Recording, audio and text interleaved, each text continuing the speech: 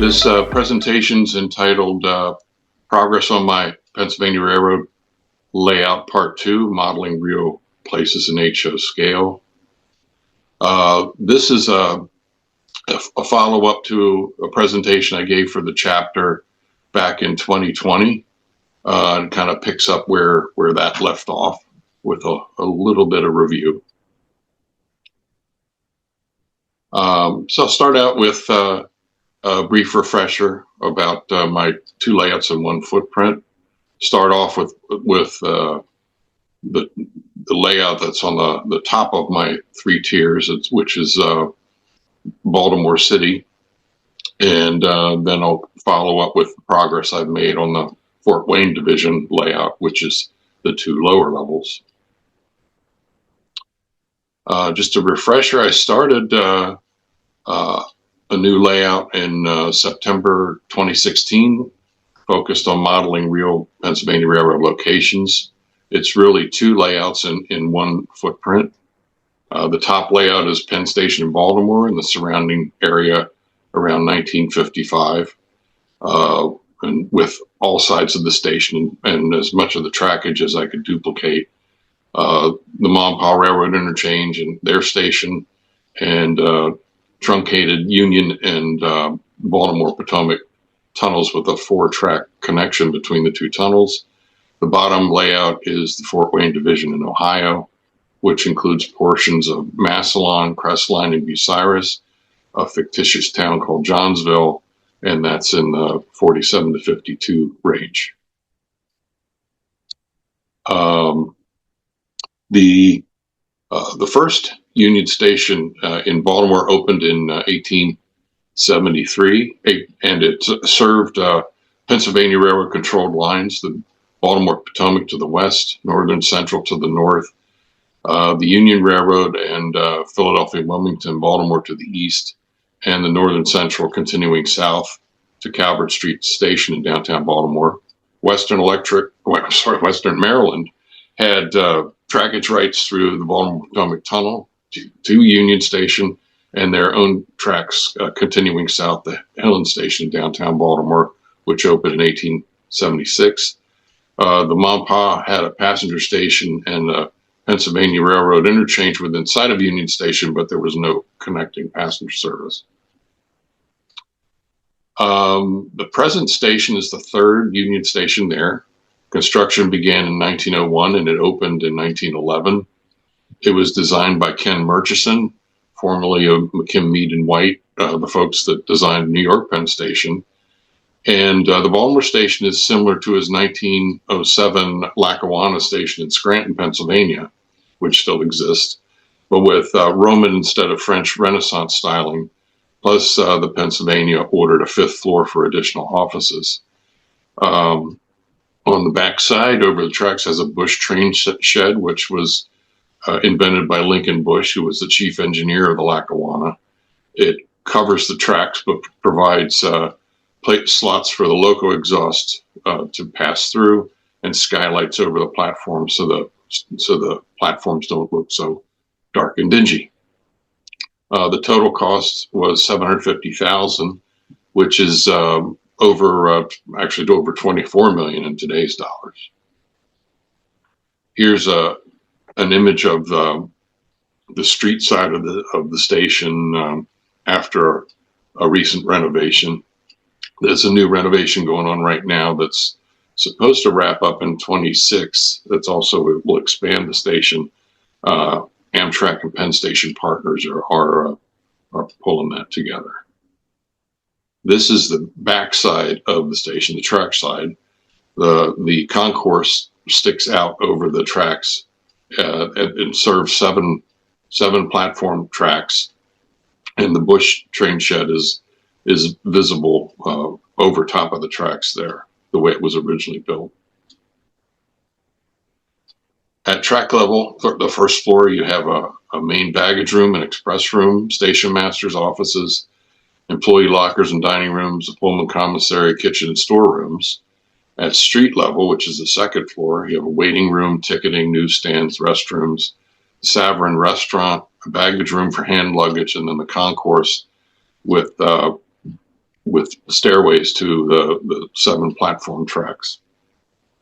And then above that, you have 3 levels for offices, a third, fourth, and fifth floors, station and divisional offices, including the general superintendent. 3 division superintendents were up there.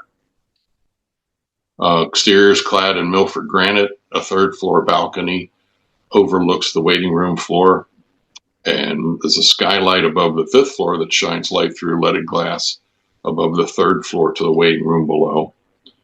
Concourse was lined with tile, as was the 1st floor inside and out, and baggage was carted across the tracks on wooden crossings. There weren't any baggage elevators to the platforms.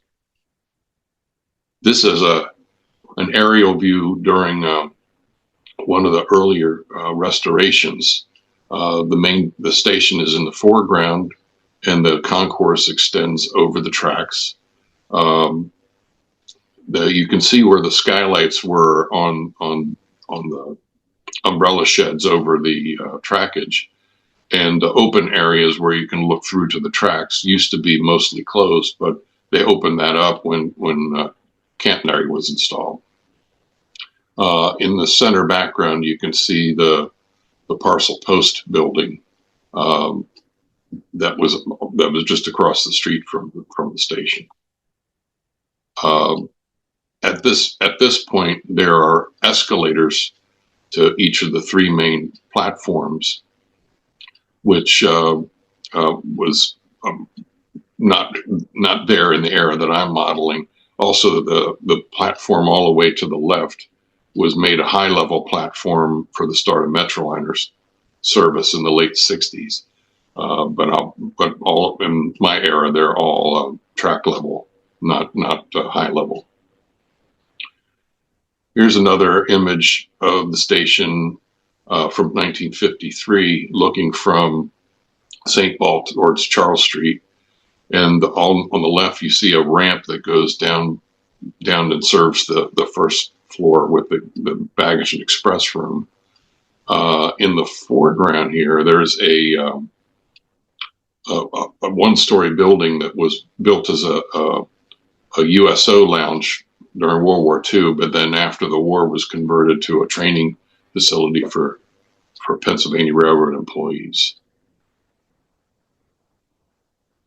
The facility had freight bypass tracks north and south, coach yard, stub tracks for sleeping cars, local trains, and officials' cars. Movements were controlled through the station by Union Junction Tower on the east, BMP Junction Tower on the west.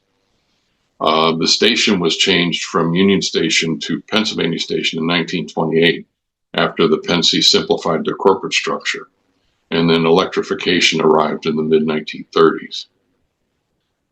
One of the operational quirks there is any westbound passenger trains that were coming north from DC were towed backwards to Baltimore after electrification, usually behind a GG1. And once there on the platform, the GG1 came off the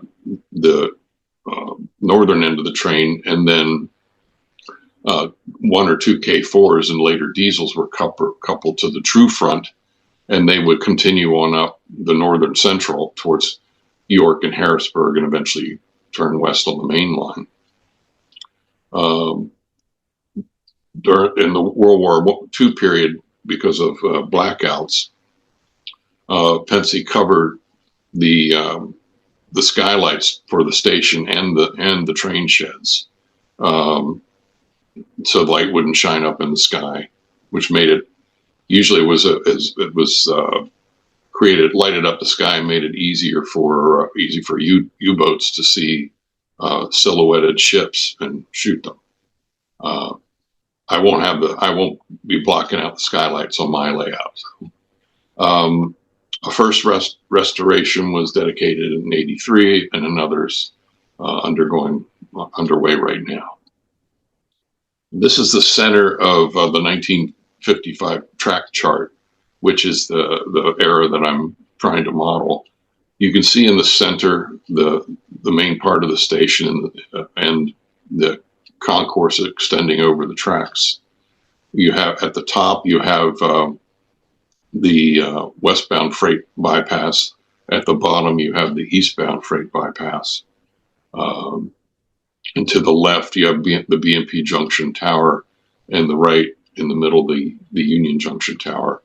And street crossings, 5 altogether, that go through the station area. I'm going to be modeling most of them, but not all of them. These are the opposite ends of the track chart.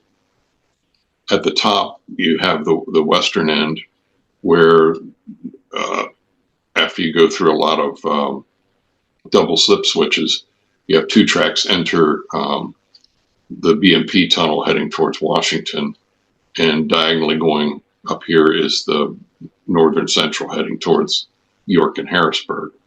At the bottom, we have at the top the tracks narrow to go through the old Union Tunnel and the new Union Tunnel, 1 track in the old and 2 in the new, which heads towards Wilmington, Philadelphia, and New York.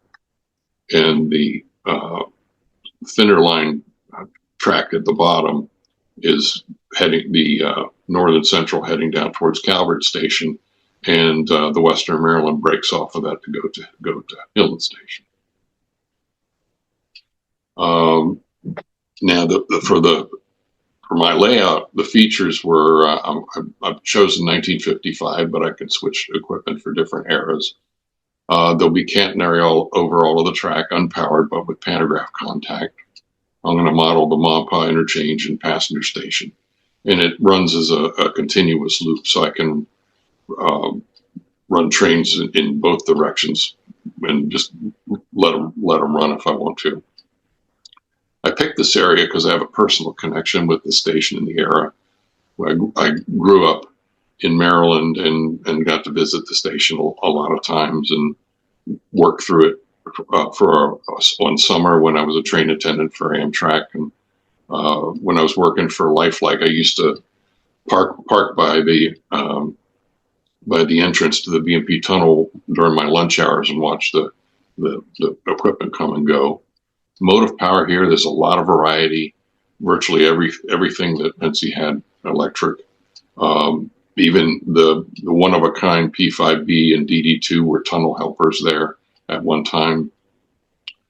Diesels and steam and doodle bugs also worked through the station because of the Northern Central connection. Lots of passenger trains. Everything between DC and New York went through there. DC to Chicago trains. The connecting trains to the south all ran through here. The Western Maryland, as I mentioned, had trackage rights through the station and the BMP tunnels. And then just the challenge of catenary. It's a lot of work to put it together, but I grew up with it, so it's I need to have it. Here's a drawing of the track for the layout, which is updated from the last presentation I gave. You can see at the top where the station itself is located. On this side of the station, the layout is very close to that 55 track plan, but because of the limits in my room, I had to bring the track around this way when to the bottom, rather than curving up to the top, which is actual prototype. But model railroading requires a lot of compromise, so that's how that worked. The Union Tunnel's down here at the bottom, which is a lot shorter than the real one, and also not on a grade that the real one is. The BMP tunnels, which was actually a series of tunnels. I'll have one end over here. There'll probably be a view break in the middle, and then the other end comes out here at Fulton Junction. The first part that I built out with scenery was the the eastern portals to Union tunnels. This scene is actually about 13.5 inches wide, but it, I think, does a pretty good job of duplicating what that spot actually looked like.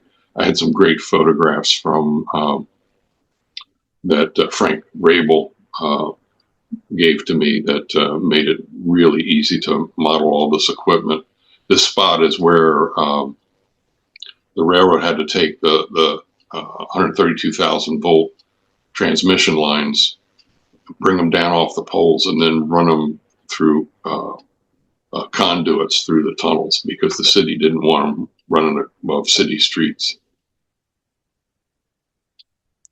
This is the other end of the tunnel. A few years ago, which gives you an idea of a lot of the track that remains to be done, and most of the progress I'm making right now is in this spot. This is the BMP junction part of it. There's 6 double slip switches there, and the track layout is pretty close to how things are arranged in the real location. This is the Monpa interchange coming here. My goals for the station were to build it as close to complete as possible so you could see all 4 sides of it. I was going to combine 2 custom model railroads, acrylic kits for the main building from the street level and up, scratch build a track level ground floor, and then update and expand an older scratch built model I made of the Concourse for another layout, but it was based on Baltimore. So I'll also do a bush train shed. My intention is to learn how to use my laser cutter so I can make all the frame pieces, because it will require a lot of parts. The platforms are all low level, which is appropriate for the era that I'm modeling. And then the interior of the building, I'm building in modules that can be disassembled so I can take pictures of the inside of the station. It's probably a little anal retentive, but it's fun to model interiors that you'll see as I get a little bit further into this. And then in the neighborhood, there'll be substations, most of the highway overpasses, the parcel post station, the express building adapted for the space, and then the Monpa station and headquarters. The idea for using a couple of these custom model railroad kits, what came from a Railroad Model Craftsman article by Dave Renard in 2004. He used one kit cut in half to build the full side, but it's more of a background building as for his friend Ken Meyer's layout. But I'm going to use 2 kits to make a complete building. The photo and on the yellow box label up here is the version of the kit that I have.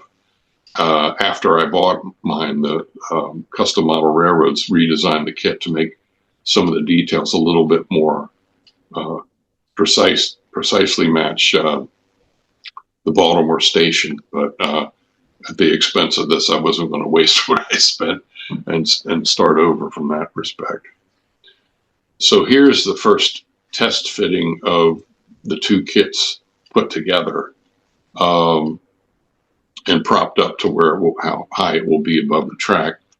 And then the Concourse is the unmodified scratch built one that I made for a prior layout. There's a little bit further. I've started working on the scratch built first floor. Also made some modifications to the roof line and started building the roof for the center portion. Next, I started working on the 5th floor, and these are sections that can be removed to get to the interior. made of styrene and Tichy windows.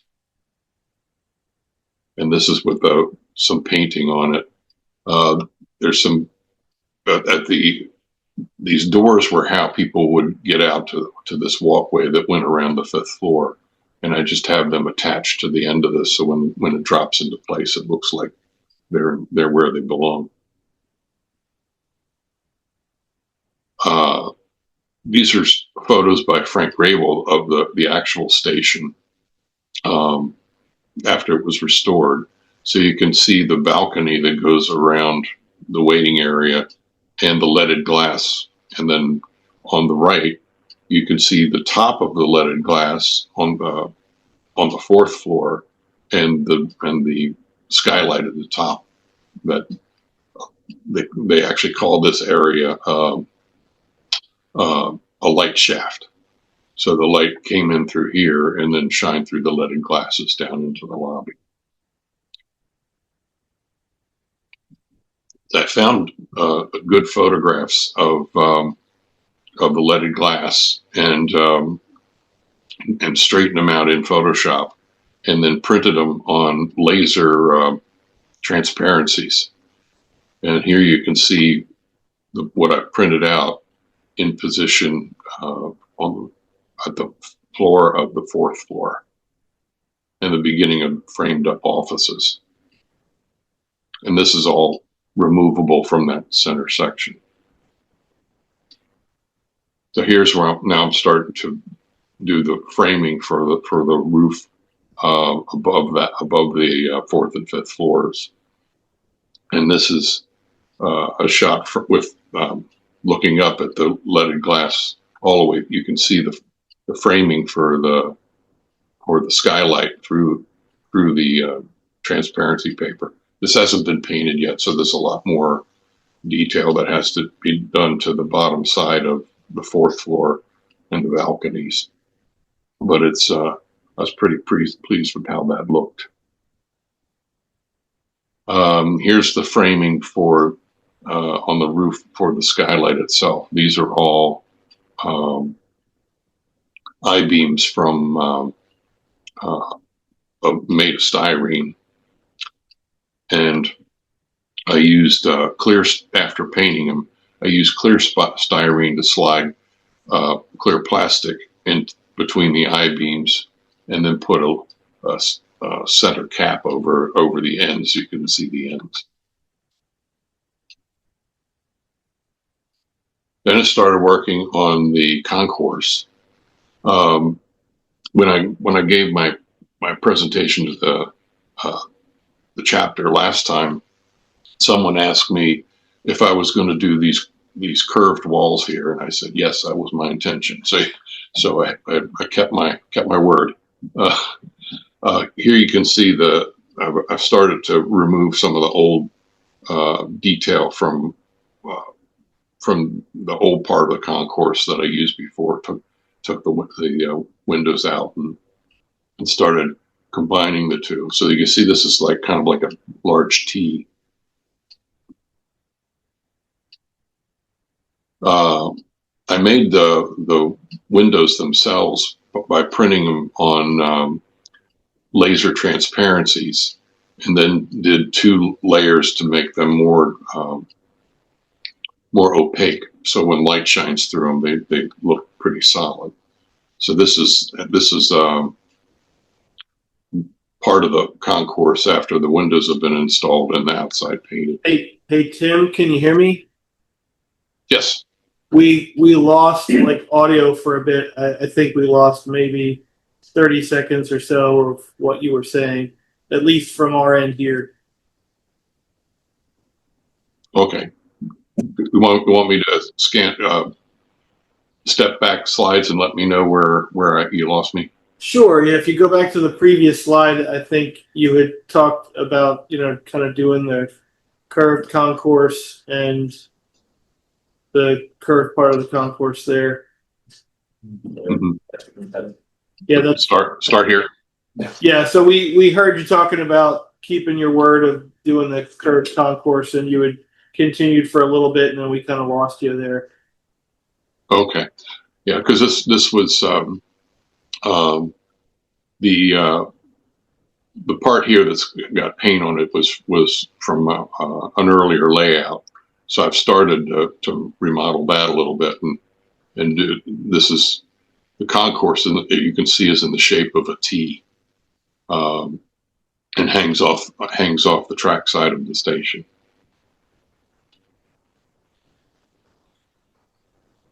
And I created the windows by creating this art in the computer and printing it on laser overhead slides. And I did, when I installed them, I put two layers together to get more opacity, so all the window frames, when light's on behind it, that you can't see the light going through the frames.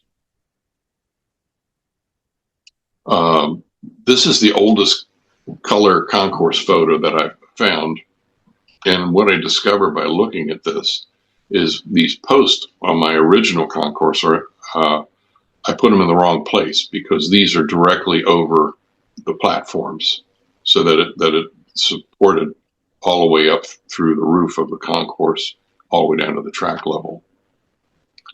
So I moved the concourse, repositioned the posts here, and this is my first attempt at doing tile on the inside of the walls, which I didn't like how that turned out, and I had to do something different, which we'll see in a little bit. So here's the exterior of the building up to this point. So the exterior walls of the concourse are all made and painted, and I've done all the painting of the exterior walls of the station. Down below, you can see I have some 3D printed stairways that I'll be using, that I got from Shapeways, which would no longer be an option today because Shapeways in its old form is no longer there.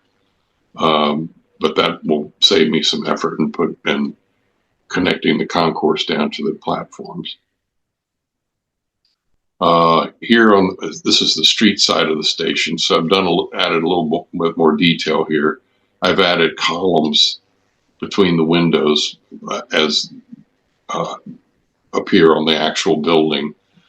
There's also some relief sculptures that are in this area, and to duplicate that, I just took a couple of dimes and glued them to the building with the backside out. So where this is in the layout, you wouldn't be able to tell that it's a dime, but you can tell there's a sculpture there. But right in the middle, there'll be a clock and statues, which I haven't started to pull that together yet. There's also a glass canopy that will run all the way around the building above the sidewalk. Then I started working on the platforms and the track in the station area. I developed, this is actually the photograph you're looking here as platforms that I built for another part of the layout, but I came on this method of doing platforms a few years back, and it works pretty well. I use evergreen styrene strip to define the outside edges, and then other pieces to support the brick surface, which is from Walther's styrene brick sheets.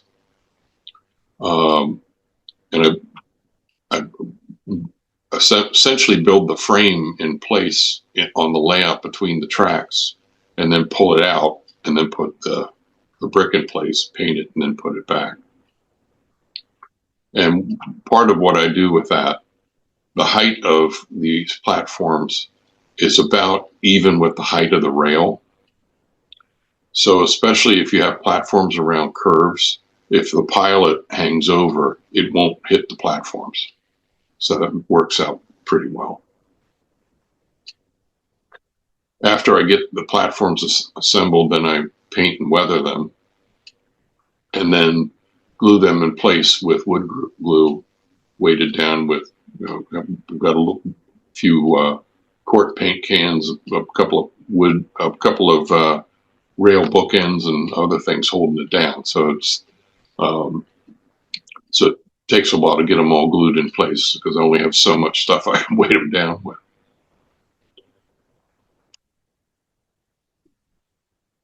So here all of the platforms are in place, and once they're there, I can ballast the track and weather the rails.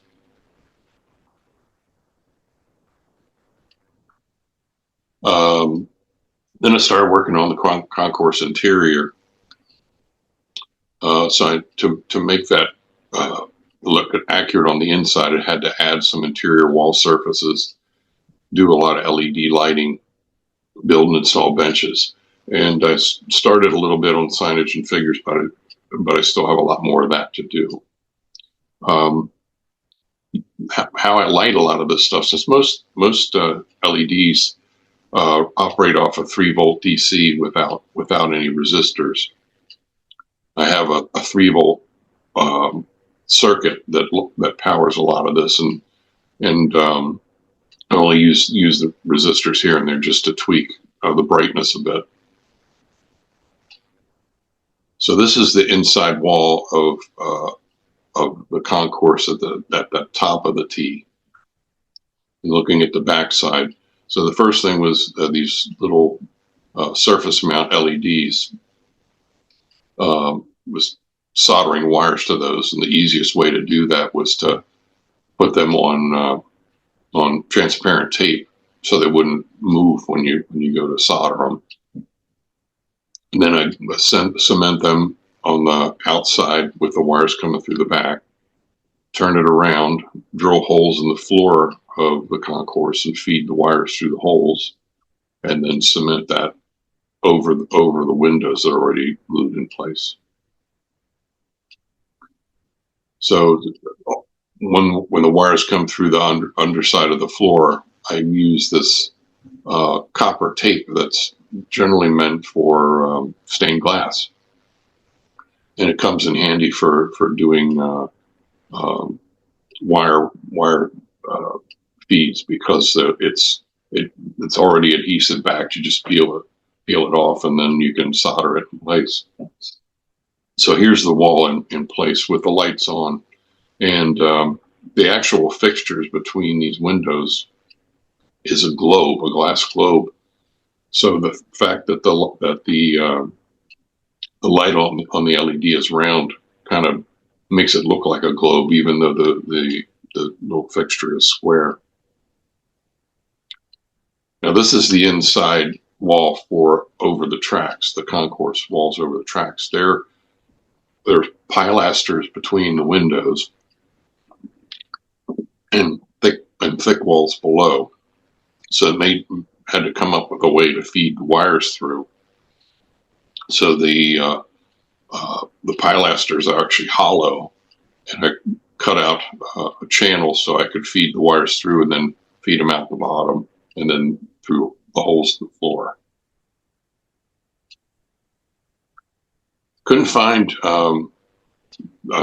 commercial benches that fit the area that I needed, so I scratch built them all using styrene and used B-groove styrene sheet, which does a pretty good job of getting the look of those wooden benches. So here are all the benches put together, painted and in place on the floor. I also redid the center beam in the concourse because I did come up with a way for the ceiling to drop in place. And I also made tile decals that go on the support posts.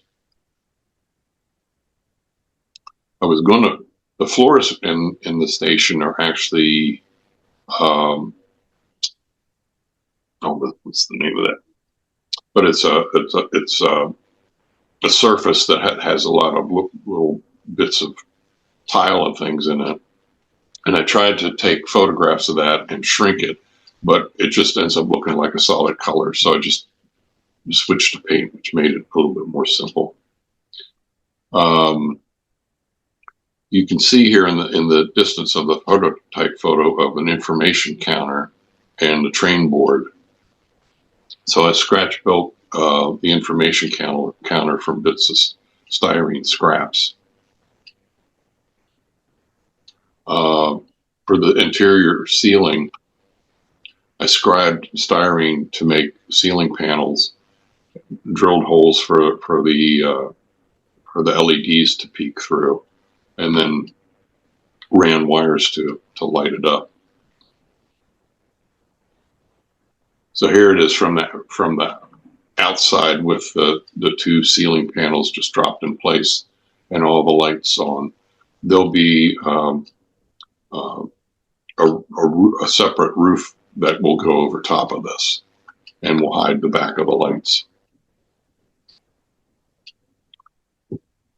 Now, when I first put those LEDs in there, they looked a little bit too bright. So I created these light fixtures to diffuse them with clear styrene, took a little sandpaper to frost the glass, and styrene 2x3 to make it set off a little bit from the ceiling, which looks like this when glued in place. And that's the effect you get. So this is the inside of the completed structure with all the benches and the train information board attached to the ceiling beam. And the ceiling just pops out of place, so I can get back in here to add more details. There'll be signage over each of the gates. There'll be a lot more passengers and baggage and detail in there that you'll be able to see through the windows. But this is looking across the top part of the concourse.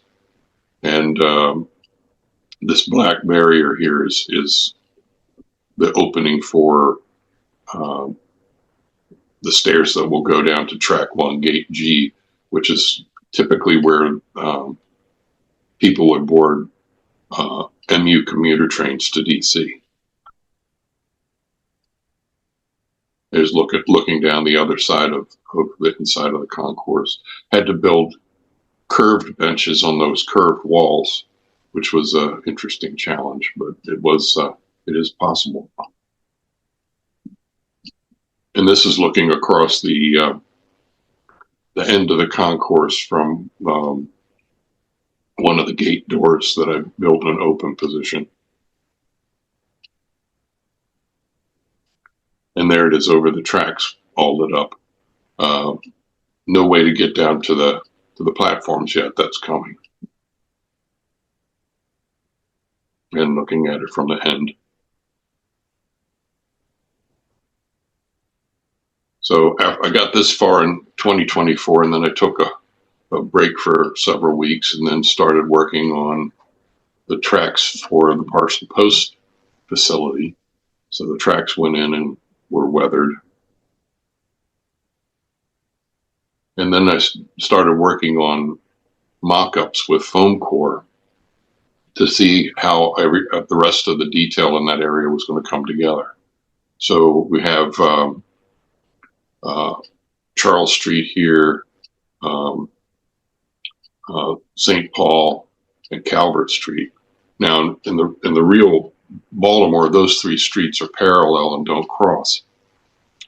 But because I've got to run these tracks around to fit the room, I'm just going to have them intersect. So this is the parcel post facility built out of foam core.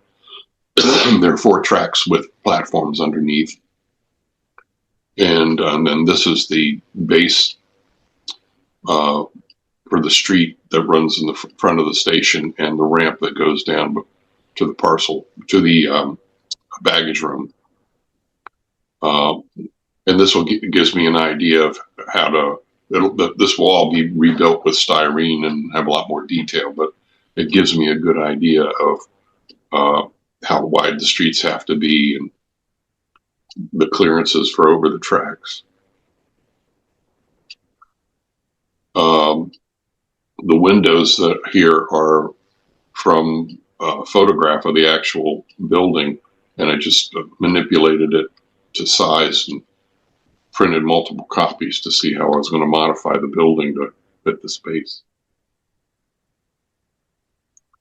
The USO building that I showed you in one of the earlier prototype photos will go right about here. And then I started working on rebuilding and empowering the Union Junction interlocking. Because one of the things I was having with problems with some of the Pico switches is if with equipment that had flat wheels instead of conical wheels like that NMRA recommends, it's easy to get short circuits at the frogs because the rails are too close together.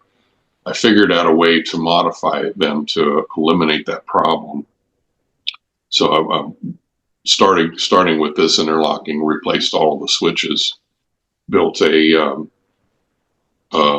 control panel in the fascia, which is hinged so I can get in there to wire things up, and then put in 21 tortoise switch motors to control all the track switches in this area.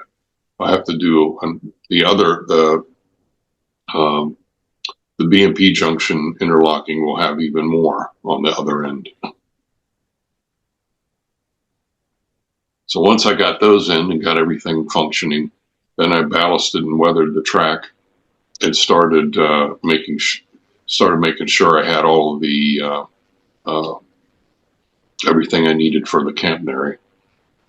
Used some of the techniques that Andy Rubos talked about in TKM about how to support and keep these structures straight. And then I need to build a lot of the scenery in here before I put up the wires, because once the wires go up, it's very difficult to do anything else. So the first building outside of Union Tunnels is this really unusual structure that it's almost like a wedge and multiple buildings built together. And the picture that you see up here, Andy Hart provided that to me because the building still exists. Oh, good and morning. at the time period, Hi, Ray. Hi. Hang on a second, Tim. I'll mute all. You look familiar. I knew.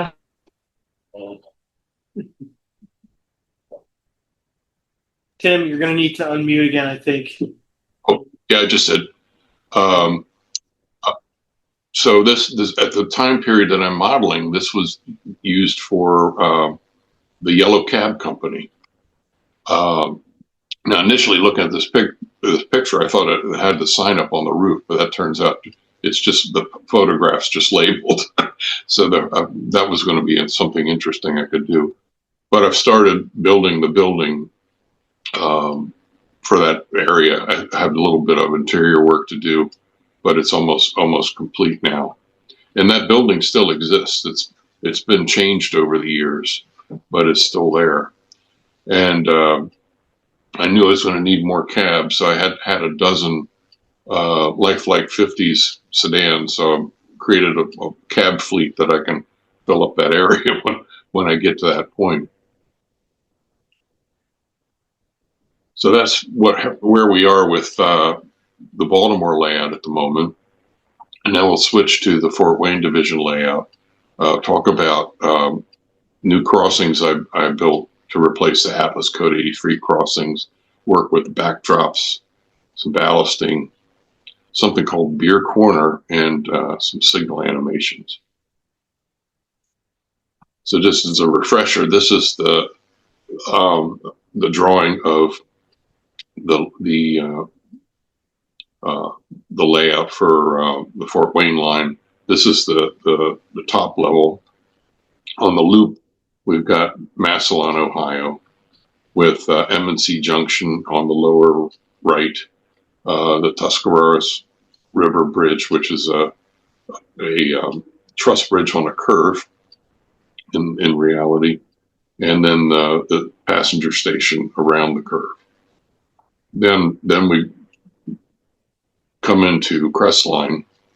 We're going to do the passenger station and the crossing with the New York Central, the yards, and then the track goes down a helix to the bottom level. Then on the bottom level, we come out of that helix, and we're in Bucyrus at Coal Sand Interlocking. This is where the Fort Wayne line crosses the Sandusky branch and a New York Central branch. Then ran down the middle of the main street. Then we go into the fictitious town of Johnsville. Reason we have a Johnsville, I've had a Johnsville in every layout I've had since I was a kid, named after my best friend. And so I have a lot of buildings that say Johnsville on them, and I needed a place to use them without having to park with them. So that's worked out well there. Now the Crestline crossing is an area that I had to resolve an issue. The Atlas crossings have insulated corners, and in the area where the New York Central and the Fort Wayne line cross, I've got tracks on 3-inch centers because there's platforms between them. And just so happens that on 3-inch centers, all of the insulated crossing rails lined up with the wheelbase of an F unit. So every time an F unit came across there, it just died. So I decided I needed to do something where I could have full power through the crossings. So I got Fast Tracks templates and tools to scratch build the crossings.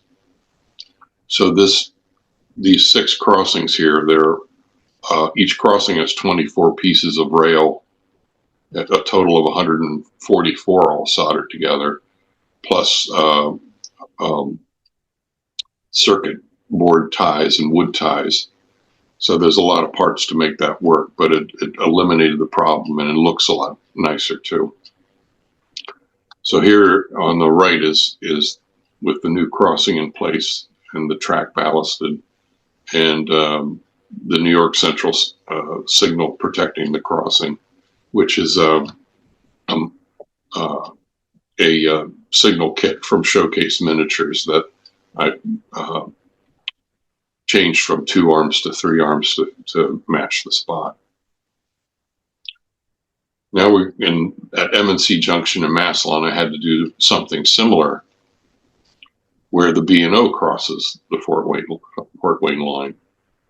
It's not quite as long a crossing as the actual one, which has closing frogs on the middle parts, but it fits the area and looks a lot better.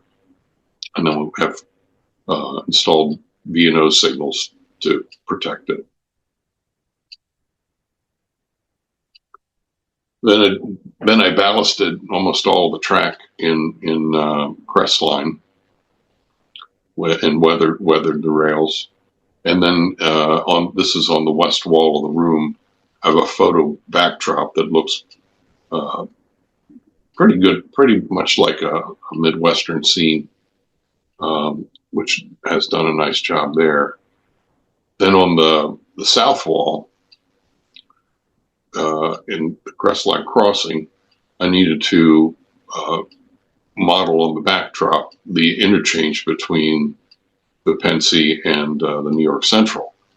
So I took an inexpensive box car and sliced it like a piece of pie and attached it to the wall, and then photographed some models to connect to it, and then the freight house behind that. So at track level, the effect of that's pretty decent. I still have to build a Crestline tower that goes in place in this area. But I'm pretty pleased with how that's coming along. And then Beer Corner, and there is nothing like this in Crestline, but I had a corner to fill on the layout. So for my old layout, I built a brewery, put my dad's name on it, I kind of salute to him. And I reused that. And my father-in-law years ago owned a liquor distributing company near Baltimore called Elk Ridge Distributing. So I did a background building beside it. So between the two of them, that's Beer Corner. So the brewery has its own private reefers. And then I was looking through eBay, and I found some train miniature beer cars, which were the exact same set that my father had bought me for a Christmas gift made many years ago, which I later painted into regular reefer schemes. But I thought to honor them that this would be a good place to pull those back together and put them up. I also there was an article in RMC about using miniature liquor bottles to make a water tower. So I put the logo for one of the beers that the brewery did, and that's going in the spot right here. And then for signals, my layout is really not large enough to do long blocks and a lot of occupancy detection. But what I really want is just the animation. And there's a company called Logic Rail that makes signal animation circuits, which work really well. So there's a infrared sensor in the track below the signal, and when the train goes over that, the signal drops to stop. And as soon as the train goes off the sensor, there's a timer begins, and which is you can set, and then it'll go to restricting, and then after a period of time, it'll go back to clear. So, and they work really well, and very simple to wire up. So I have those in a few places in the layout, but I have a lot more to build and install. So what comes next? The priorities for me for this year is I want to finish all the details from basically the walkway side of the Baltimore layout.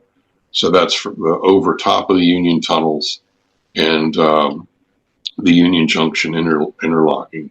So there's a lot to go in this: buildings, streets, details, switch machines, airlines, signal equipment, houses. I have a model a scratch built model of Union Junction Tower that I built years ago that I need to refurbish and put in place. And then I'm going to wire up operating signals and build the catenary. If I manage to finish that this year, I'll take another step and build the parcel post building and the St. Paul Street Bridge and do the catenary between those two. And that's where we stand. Does anybody have any questions? It heights like a different levels of the layout. Hang on just a second. Let me get you. What are the heights of the different levels of the layout? I think I had that on the drawings. Let me go back to that real quick. Let's see. Yeah, the middle level is 44 inches from the floor, and the bottom level is 31 inches from the floor. And I think the top level is probably probably about 5 feet.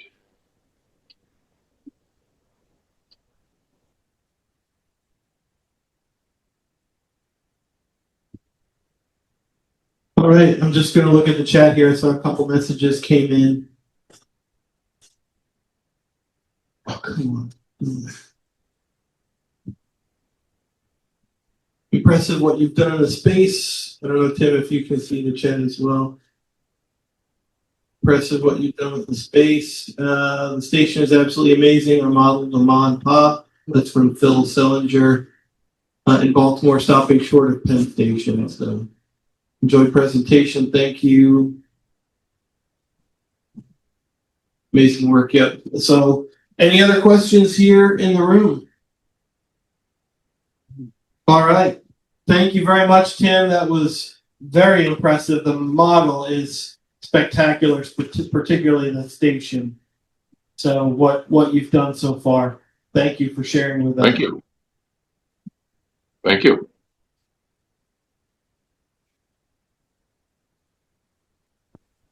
Hey, Tim, I did see Alex ask a question about, since Mark may have closed the chat, about the name of the company that does the signal circuit.